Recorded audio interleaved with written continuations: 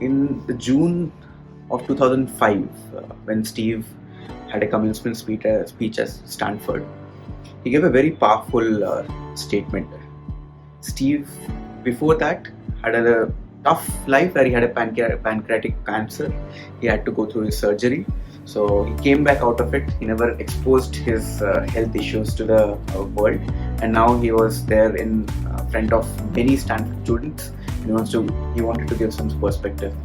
So the powerful line he quoted was, "Embarrassment, failures, everything just fades away in the brink of death." Idea is, if you start thinking about death at some point of time, you will realize we never brought anything. We go empty-handed. So when you want to do something in your life, that's the time which you decide and just get it over anyways. And that was the point of time Steve renovated his thought process and went into a new orbit, and he started thinking about the future. He was more charged up. He had two important entities. One was Pixar and one was Apple. He ensured that Pixar's future was stable by helping Disney and Pixar got merged, worth of $7.4 billion, and Ed Catmull and John Lasseter and other Pixar team was secure. They were secure enough under the Disney's roof, and they are thriving. Even till today, Pixar is one of the great company when it comes to computer animation studios as well. So that's the phase where Steve ensured Pixar's future was safe. Now the fallback comes to his first love, the Apple. It was late 2006. Steve was reviewing his Apple's performance. Just recently, Apple launched iPod, and iPod was doing really awesome. It had sold around 45% of Apple's revenue at that point of time was coming through iPod.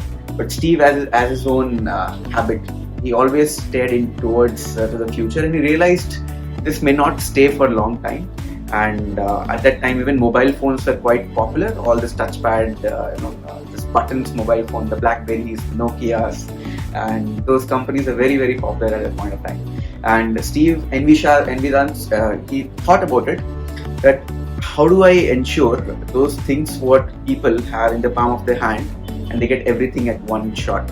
So one was music player.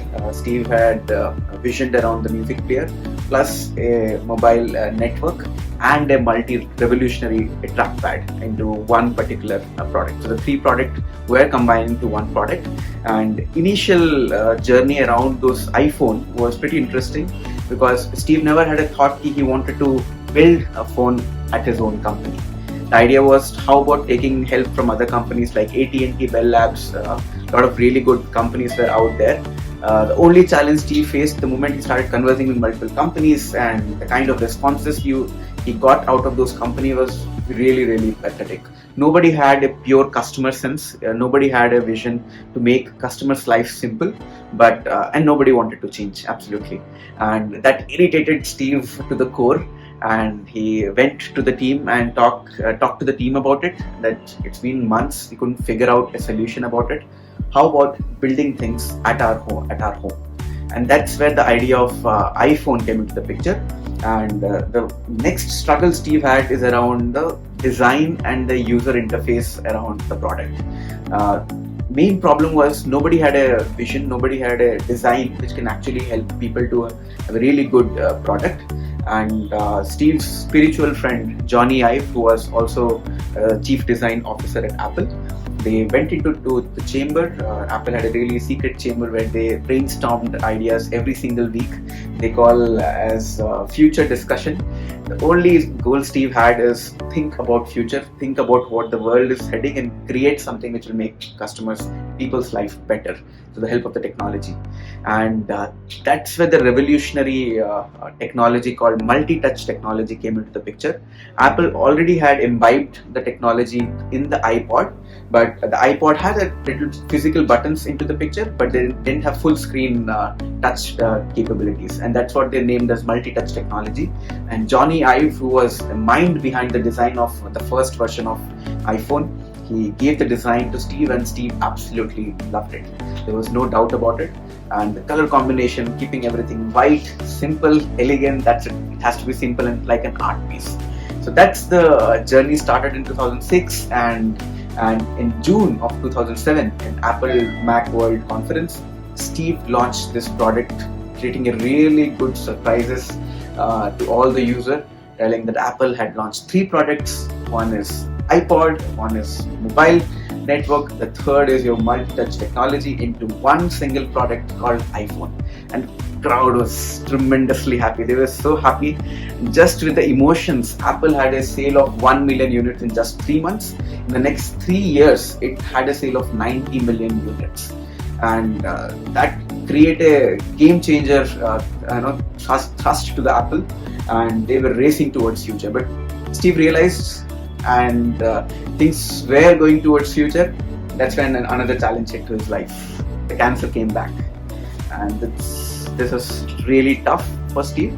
It was even 2009, late 2008, where Steve was walking towards his alley at his home, and he was really frustrated. They launched a beautiful product a year back, and just after a year back, because of his health issues, people started creating rumors, and people started speculating Apple will go down, Steve is going to die, and all those rumors started floating, and that led Apple stocks to cut down by 50%. It was $188 and it went down to $90. Apple's boards were panicking, and they were like, what to do, and it was they were resisting that, hey, it's all because of you should step down as CEO, your health is not good, everything.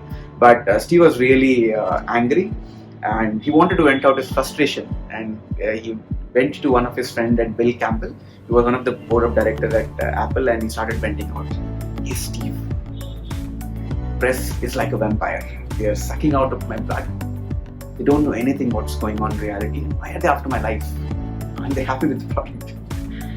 And Bill, as a good friend, and being a good friend and a working partner, he had to be really patient about it. He listened to Steve very patiently, and the whole conversation ended around Bill recommending Steve.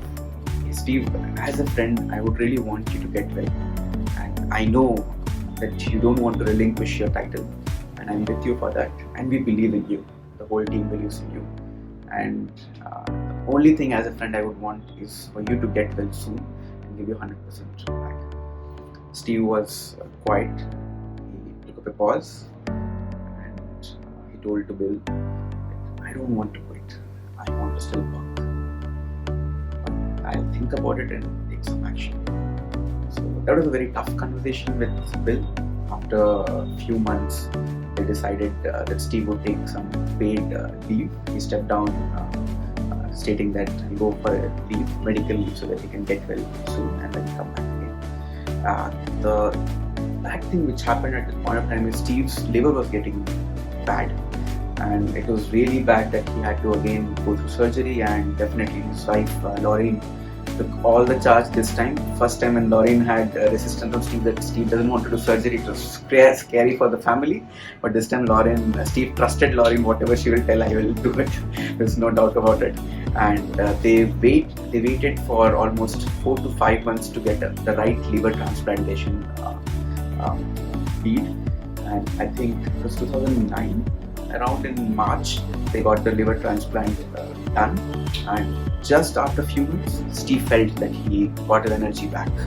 That was one more dopamine kick, that now I will work even harder. I don't have much time. I have to do so many things. And they started their meetings, and the new product which came to Steve's mind was Apple's the first generation iPad.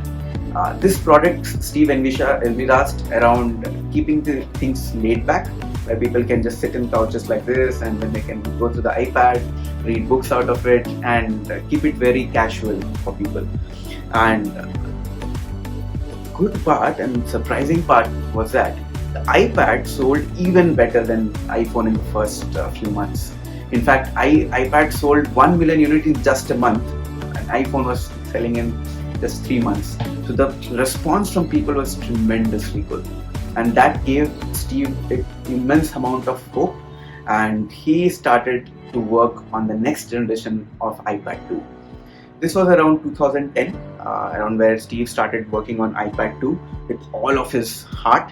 And in the late 2010, something again weird happened in his life. The cancer, which was stopped back, it again came back, and this was really difficult for Steve to even accept it. He thought, let me ignore it and just go off anyway. But within a month, he realized that he couldn't ignore. His energy level dropped down, and he again had to go back to the doctor and find out what's going on. With the subsequent trials, he realized that it is not something he can cure anymore, and he had a feeling that he's running out of time, and he really wanted to see iPad 2 in life. That was a really tough year in 2011. It was a year starting of the 2011 where Steve had to take a lot of choices, a lot of decisions. We have to figure out what will happen to the future of Apple, and when will he decide to step down as a CEO so that someone else can come back and take the ship ahead, and when to do what to do. And his focus completely turned towards the emotional side of it, where his family and his friends, he started getting a lot of visions there. And within just few months, as a team, was really awesome for Steve, in spite of getting those trials and all those chemotherapies going on, he kept all this up-to-date information with the team. And in the wheelchair in 2011 of March, he didn't want to miss to share the next product of iPad 2 to the world. Came in the wheelchair and shared, this is something I really want to share with all of you, and this is something I really love to share with all of you coming to the stage. And maybe this could be the last time I'm speaking, but I want to share this amazing product to you. That was the last time the world saw Steve in the stage, and iPad 2 was launched. And I think those are the last few months Steve was battling with the cancer. Initially, Steve had he spent a lot of time with his family, and it was, I think, June or July, May of 2011, where Steve happened to had a conversation with Bill, who was an old-time rivalry. Bill Gates, was old-time rivalry, 30 years of friendship and rivalry. And Bill came to his home to see how Steve was doing, and they had almost 3 to 4 hours of interesting conversation. In fact, the moment Bill entered to Steve's home, Steve's first sentence was, "Saving the world is making you look good on you." Bill left his operations for the Microsoft. He gave it to the other CEO, and he focused on Bill and Gates Foundation for what the world has been witnessing since many years till now. And Bill was out of even the technology battles with the Apple anymore. So Steve acknowledged that part to Bill. Bill didn't respond, for sure. He had nothing to respond there. And they had interesting conversation about their family, how their kids are doing, how things are going on. And definitely after a couple of hours, they couldn't resist to talk about the future. And Bill appreciating Steve's tenacity, Steve's perseverance, that he was the only one who could have brought Apple out of the dead, and he acknowledged very dearly. In fact, Steve also shared Bill that Google CEO, forgot his name, but Google CEO called Apple CEO Steve Jobs to give some mentorship and coaching how to run a big company. So there was a lot of interesting conversation went back, and just within 3 hours, Steve was almost tired. He was drooping. Bill realized that it was time to leave. And just before he left, Bill gave a few sentences to Steve that, "Steve, you are one of the most best person I know who could have done something which even I could not, and I really appreciate, and I would want you to get well soon." And Bill left that. So that was the last conversation Bill had with Steve, and next few months were tougher and tougher. And just in October, this happened that in October of 5th, everyone of family got together. Steve was lying in the bed. Steve, seeing all of the family surrounding himself, started looking up in the ceiling and just shared few words. Oh wow, oh wow, oh wow. Just after that, he slipped out of the consciousness. The news spread. People were sad, definitely, and the rest is history for sure. So this is the last part of how Steve battled with his cancer, and still ensured Apple's future was safe and secure. And the story ends there. And a few learnings, a few summary around the learnings. What would really take out of the information which I gathered is, first, determining what your clear-cut vision and why and passion, giving everything you got, and using your emotions like an employee. So we discussed about emotions. How do I use anger as emotion? How do I use strength of the anger? How do I use different kind of emotions which can create a better outcome and just move towards the future? The best quality of Steve, which all of the CEOs, all of the founders were really admired, is that Steve, when he heard anyone of us speaking, he always stared off the future than thinking around the present, acknowledging the fact the present may be tough. There is always a way to come out of it and keep moving towards future. So that's about it.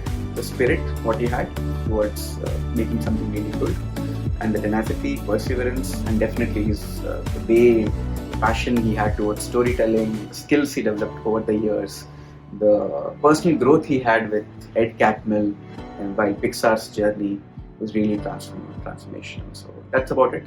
Thank you so much. Any questions?